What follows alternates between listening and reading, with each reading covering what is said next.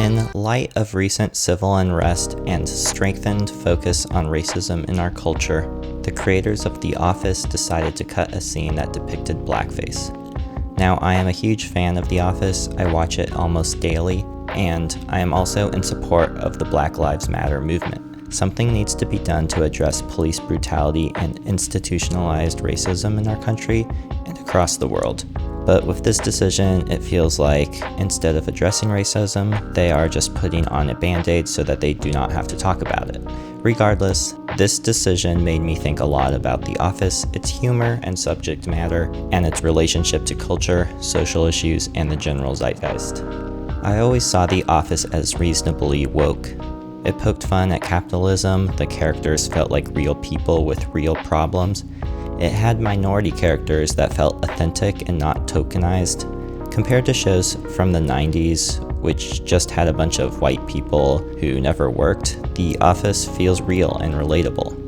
And racism is relatable. The Office jokes about race a lot. Why are you here? When Darryl was coming, you said you wanted me here for protection. I said not that. We just have a lot of stuff down there that could be stolen. That's ironic. What? That you are afraid. Whether it's just straight up Michael cringe from season 1, Try my googie googie. Try my googie googie. Try my googie googie. Try my... or when Andy brags about being related to Michelle Obama, not understanding the implications. We all have ancestors who may have done horrible things in the past, but it's in the past and it's not our fault, so we don't have to talk about it. The difference is, Andy, that you're the only one here still benefiting from the terrible things your ancestors did. Might have done, and how do you figure? Your family's rich. I have to believe that a big part of the Bernard fortune was earned on the backs of slaves. You know, there's nothing wrong with being successful in America, Oscar. I'm not going to apologize for my family's wealth. That wealth could one day benefit society, if capital gains are ever taxed at the same rate as earned income. There are some surprisingly woke moments in The Office. Take this moment between Oscar and Andy. I wish I could help you. I don't. You might be gay. You might be gay. What exactly is my responsibility here? To comfort insecure heterosexual men? That can't possibly fall to me. Or this scene with Daryl. Chief of Greenwich Police, Mr. Bill Jackson. Good afternoon. I wanted to show this scene because it is very telling of how they wrote Daryl. It is obvious Daryl's relationship with Jim is different than it is with Michael. Would Daryl have had that reaction if Michael was using that impersonation? I don't think so. The reaction he had to Jim in that moment was, dude, I expect better from you, as opposed to a knowing stare into the camera that you would probably have seen if it was Michael. So this brings us to why did The Office have a blackface scene? It occurred in episode 9 of the last season. The Office, led by Jim, let Dwight lead a Pennsylvania Dutch Christmas celebration. What about an authentic Pennsylvania Dutch Christmas? Drink some Glühwein, enjoy some Hasenpfeffer. Enjoy Christmas with St. Nicholas's rural German companion, Belschnickel. Belschnickel is a crotchety fur-clad gift giver related to other companions of St. Nicholas in the folklore of southwestern Germany. Yes, of course. Okay, great. Seriously, you guys? Now you believe in Dwight's traditions when some Democrat looks it up on Wikipedia? His partner, Schwate Piet, or Black Peter, a slave boy, often portrayed in colorful pantaloons and blackface. No, Dwight. No. Oh, come on. We don't blindly stick to every outmoded aspect of our traditions. Come on, get with the spirit of it, you guys.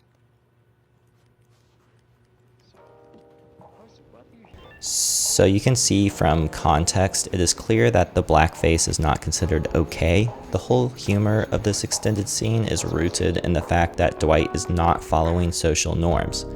The show is essentially making fun of Dwight's Pennsylvania Dutch Christmas, and one of the ways it attempts to do that is by showing how he was going to use some ridiculous blackface sidekick.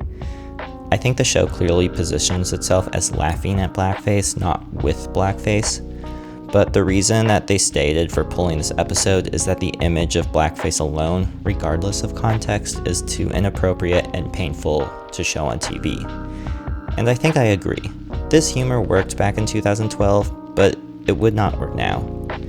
Like all art, The Office is a product of its time, and one thing I realized upon my reflection is that the era The Office came from is not the time that we are currently living in now. As someone in my 20s, this feels crazy. The Office feels like it was created just a couple years ago, but it wasn't. During peak Office seasons, Obama was president. Stanley! Barack is president! You are black, Stanley!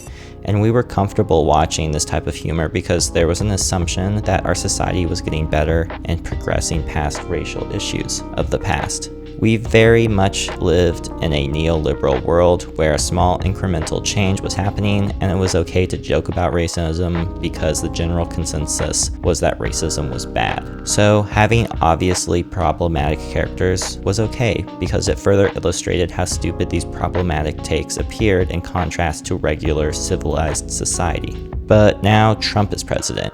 I think the main difference between me and Donald Trump is that I get no pleasure out of saying the words "you're fired." It is not clear anymore that racism is bad. The line has been blurred between civilized society and straight-up anarchy. In today's climate, a lot of jokes from The Office would fall flat. All the ridiculous and problematic things that characters like Michael and Dwight do or say is no longer ostracized by society. Instead, it has become politicized. Somehow racism has become political.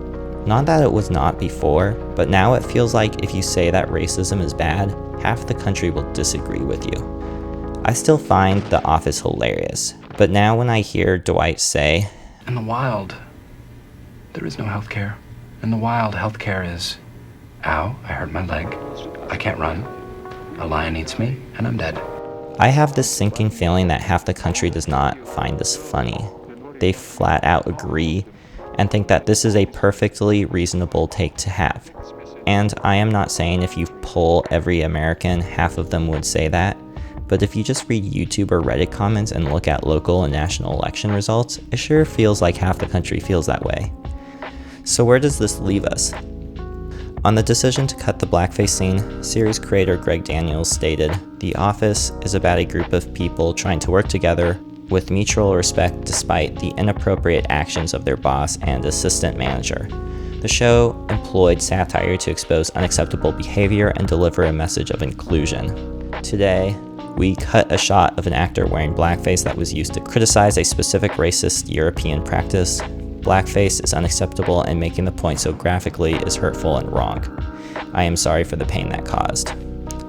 I think this is a perfectly reasonable and standard corporate statement you would expect following a decision like this, but I actually wanted to end this video with some statements Steve Carell made back in 2018 for an interview with Esquire magazine.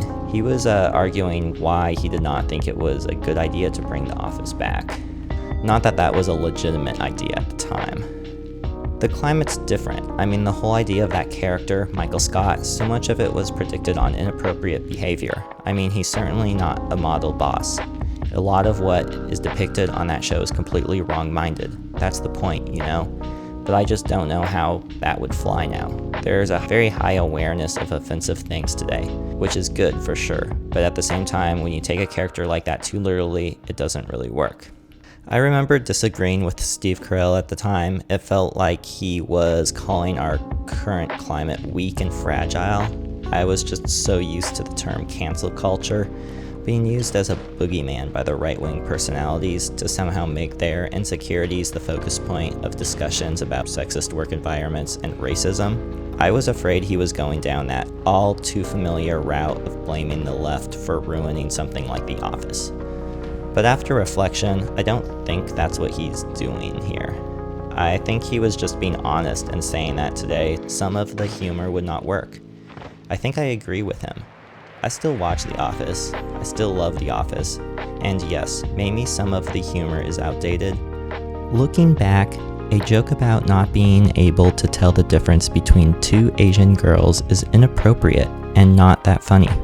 The show has flaws, and I do not have all the answers, but you cannot change or take away stuff that audiences have seen for the past decade.